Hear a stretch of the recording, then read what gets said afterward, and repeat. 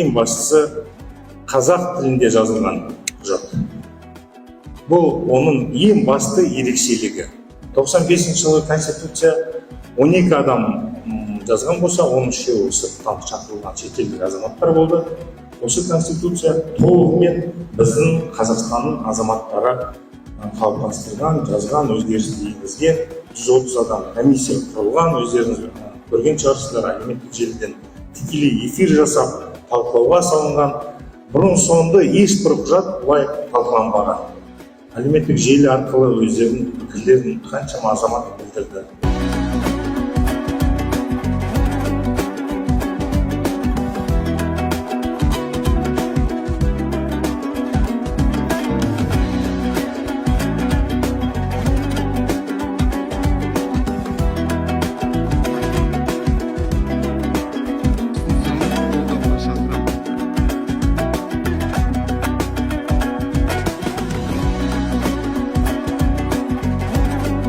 Болашақ біздің жастарымызға арналған заңымыз, соны қолдайық, өйткені біздің ұрпағымызға жауаптымыз. Аман болайық, жақсылық болсын, қуаныш болсын. Рахмет.